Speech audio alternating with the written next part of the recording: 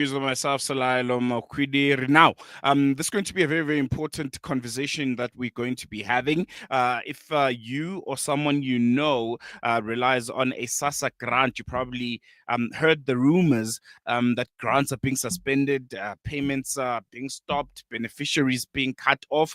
But what's really going on? What's happening at SASSA? Well, SASSA has now come out to clarify the situation. According to their CEO, Temba Mutlo, no grants have been suspended, and there's a new review process that is part of a legally required effort to protect the system from fraud and ensure only eligible beneficiaries continue receiving support.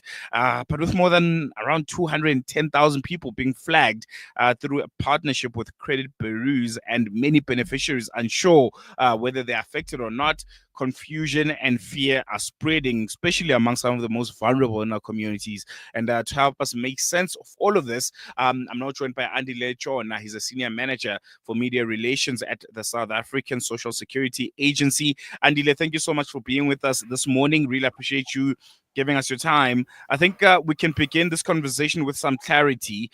There's widespread confusion around, this new process where people are being flagged. Can you maybe confirm once and for all if any social grants have been suspended and give us insight on this review process?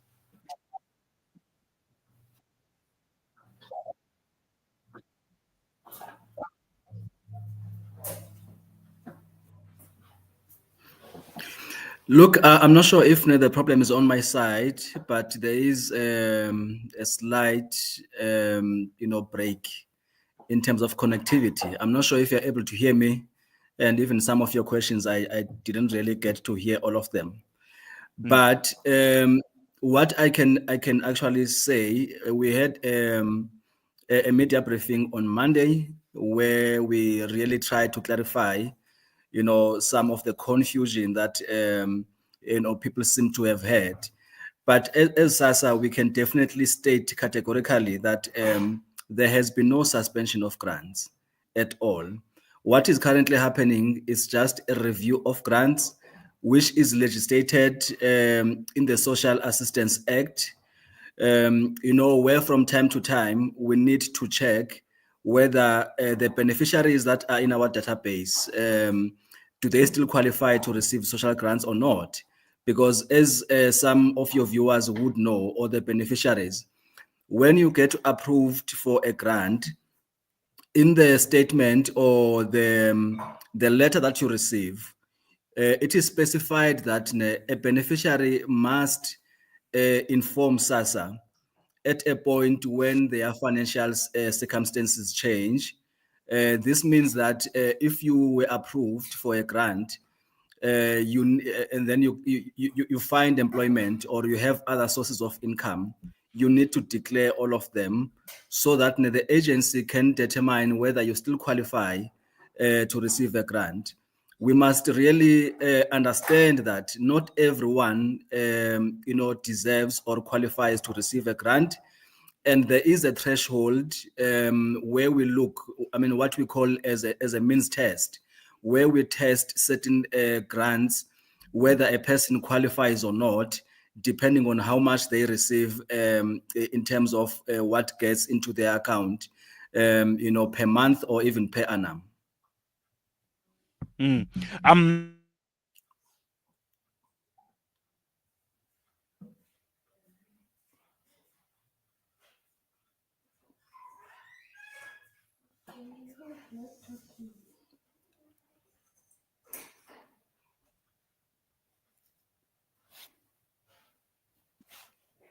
Andile, can you hear me now?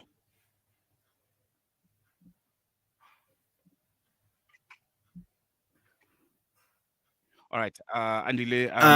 The line is really bad. I can hardly hear you. Actually, I can't hear you at all at this point. All right, I think we're going to go for a quick break, and then when we come back, we'll try and reconnect with Andile. But I don't think there's a lot of questions, just maybe one or two, and then we can wrap up that conversation.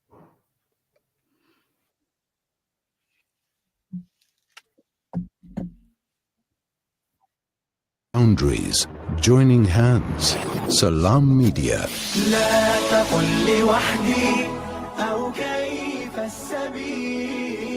Humanity sets the agenda.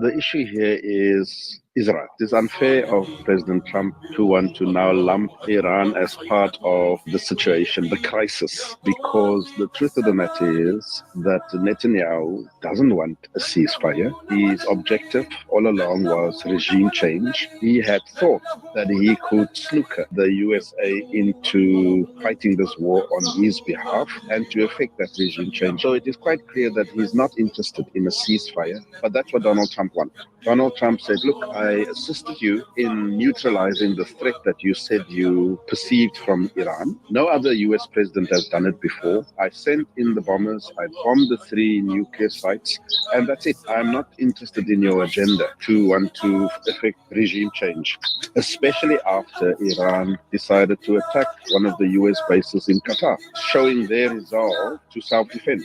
Because the truth is that it's not Iran has not participated in breaking the ceasefire. Israel dropped bombs. Iran responded. Iran has been consistent that if you attack us, then we will defend ourselves. So it's not that the 2 countries broke the ceasefire, it's only Israel. Dr. Oscar van Heerden is a senior research fellow at the Center for African Diplomacy and Leadership at the University.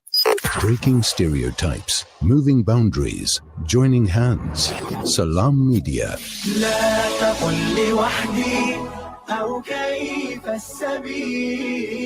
Humanity sets the agenda. Welcome back. We're still tuning in to News and Views. Myself, Salaila Makudira, and we're having a very, very important conversation with Senior Manager responsible for media relations at the South African Social Security Agency, Andile and Tshona. Andile, thank you so much for staying with us. I know you have to run, so I have just 2 quick questions that I just want to pass by you. There's been people that are saying, many beneficiaries of SASSA that say they didn't get any SMSs or notifications telling them about this review process. Isn't SASSA concerned that outdated contact information could also unfairly impact vulnerable people and people that have also not received their SASSA grants for the month? How can they go about contacting you guys and making sure that they're still in the system and they're properly vetted and reviewed? Okay, no, thank you so much.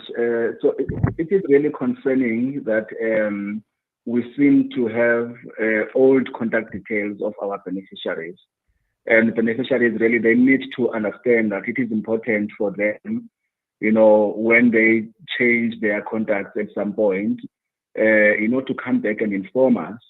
Because what we do, we actually do have the infrastructure to send out the bulk SMSs to all our beneficiaries. Fortunately, if you, maybe let's say in the last 5 to 10 years, perhaps your number has changed and you did not come back to us and to inform us, then we are going to send an SMS to the number that you had given us. So it is very important for them to, to come and inform us. But also we need to also clarify that all the beneficiaries that were targeted, for the month of June and the month of July, they've all been paid up to so far. So nothing has changed. But what may have changed was that on the day you were expecting to be paid, the person may have not been paid, and the grant was delayed for a few days, so that we can really try to check this thing of review. Because you see, the reviews, the importance of reviews, more over than the issues of financial proceeds. But it also gives an opportunity for us to have an updated information of all our beneficiaries. No, definitely. And just lastly, before I let you go, Andile, let's talk about the process in itself. What do you guys look at, to confirm whether or not a person is still eligible for a grant? Is it an income from a certain range to a certain range, or if you have any amount coming into your bank account, then you can be considered ineligible for a grant? No, thank you. I think that is a very important question. So what we look for, we have, for all the grant types, well, except the foster care, we apply what we call the means test. Means test means that it's a threshold where we look, they differ, but I'll just give you maybe with the old age grant. An old age grant would look into whether on a monthly basis, do you receive any amount that is less than 9,000 a month? And if you receive money that is more than 9,000 a month, it means that you don't qualify to receive a grant. I think even with the child support grant, I think it's around 5.6 thousand or 5,600. If you receive that amount, consistently every month. So in terms of the act, that is considered an income, including whether you are receiving, maybe you have back rooms, you have a business, whichever amount that goes into your account. If it is above the threshold, and then that will be considered as someone who's not deserving to receive a grant. And it's important for all of that to be disclosed, so that we know, because if it's not consistent, every month, that it's above the threshold. That is when then SASSA can say that perhaps instead of you not receiving a grant at all, there are instances where people maybe even if you are supposed to get a 10 rand, then we say that no, but depending on your bank records and what comes in and comes out, then we say that instead of you getting a 10 rand, let's give you at least a 5 rand that can sustain you on monthly basis. So all of that. So what people need to understand as well is that we are not saying that people must not get financial assistance from their families or from their children. But what we need to do is to disclose those amounts. So the review process, the moment you come into an office with your bank statement of the last 3 months, and then you are able to tell us, with your monthly activity, this amount, where is this amount coming from? And then you declare it. Where is this coming from? Is it consistent? And then we check that level of consistency, whether it's a monthly or it's bi-monthly, or depending on the frequency of that. Very important to disclose, and very important and also to indicate, because you see, when we do the reviews, we go to all the banks. So you come to us, you say to us, you bank with Bank X. But when we submit your ID to other banks, we discover that you have an additional account that you did not inform us, and then already we start becoming suspicious that why did you hide that account? And also with the credit bureaus that we are working with as well, you come to us and say you're not working. And then, but when we go to the credit bureaus, we discover that you have a loan. And remember, if you are going to take a loan, you have to commit that you're going to pay back the loan on a monthly basis, or whatever the arrangement is. So what we discover when we go to credit bureaus, we discover that some of our beneficiaries actually have loans, and when they make that commitment, they even submit the pay slips. Whereas they say to us they are not working, but when they take a loan and then they submit a pay slip that proves that this person is working. So it's all those things combined that we look at. No, definitely. Andile, thank you so much for joining us. I'm going to let you go, but I think very, very important points that you're making. And I think it's very, very important to continue with these announcements, because SASSA, I think, benefits some of the most vulnerable in our communities. And they think, I think they need these kind of updates on a very, daily basis, if there's any announcement coming out of SASSA. So really appreciate you giving us your time. Thank you so much. Thank you so much. There you go. That was Andile and Tshona from the from the South African Social Security Agency. And yeah, just giving us the lowdown on their new review process. There's around 140,000 people that are at risk of losing their aid, their SASSA aid, being a beneficiary of SASSA. And a lot of them is because there's other means of income. You heard Andile, they're just unpacking it, how much needs to get into your bank account on a monthly basis, and how much of it limits you from being a SASSA beneficiary. So I think, yeah, review all of your income coming into SASSA, communicate with SASSA about where the income comes from, and find out if whether or not it'll be affecting you being a beneficiary of social relief coming from government. We're going to take a quick break. When we come back, News and Views continues.